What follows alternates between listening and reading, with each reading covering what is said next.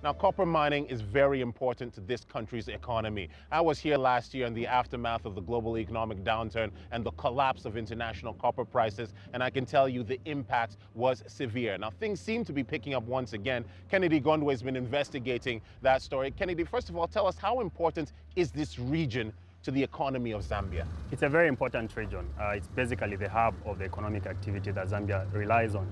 For instance, before the privatization of the mines, the number of people that were employed were over 50,000, and that's only second to government. And also, there were a lot of companies or industries that relied on ZCCM, the Zambia Consolidated Copper Mines. And those companies in return employed so many people. And then what also used to happen is that the mining industry used to support social clubs, they used to support hospitals, they used to maintain roads. So that's the significance of the Copperbelt region to Zambia. Okay, well, you've been investigating this story in greater detail. Let's take a look at your report. Copper and the processing of it is the lifeblood of this facility in the mining town of Ndola and many others like it in the region.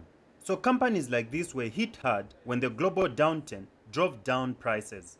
Many Western investors either fled or scaled back their presence in the copper belt, leaving the economy hurting. But as the international climate improves, so too have prices. And that means things are changing in the copper belt. This is copper sulfate solution, which is produced by pumping acid through the copper ore. And that's a very important component in the production process. Now, if you were here last year, you don't have seen this. Just a mere fact that you're able to see the copper sulfate solution means increased production. Investment from China is now increasingly important here, as the country looks for raw materials to boost its economic recovery. Many local business operators see this as a lifeline.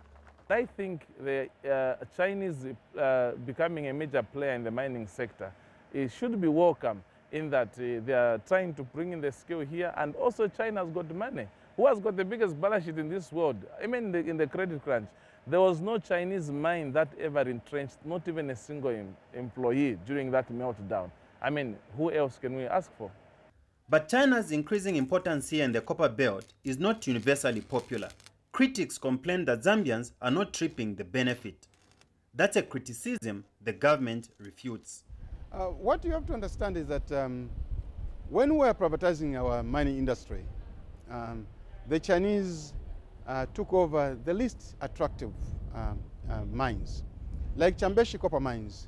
I hope you are aware that that operation was closed for over 13 years, and the Chinese took it over, and they're even increasing their investment in that mine. Now, we saw that Luansha copper mines, which was closed, the Chinese again are the ones who came to our rescue, who took over Luansha copper mines. And they're even going further. They will be investing over $400 million.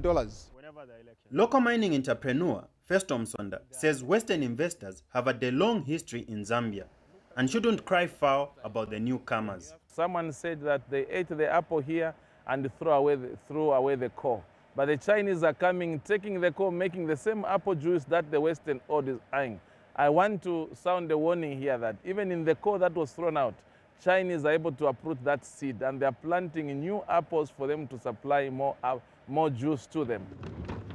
But even with the increased investment from China, some observers say the industry needs to shake up its priorities. The biggest challenge with mining lies in exploration. And I think that's one area where we need to invest even more and attract more investment within the exploration, because it's from exploration that we are going to develop new mining ventures. Back here at the copper processing plant, they know the recovery in the world is still tentative.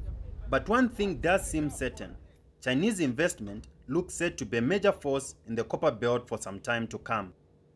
So, Kennedy, it's clear from your report that China is very important to copper mining now. Yes, it is indeed a very important partner when it comes to mining into Zambia. For instance, if you look at the period 1993 to 2008, China invested over 2.1 billion United States dollars into Zambia's mining activity.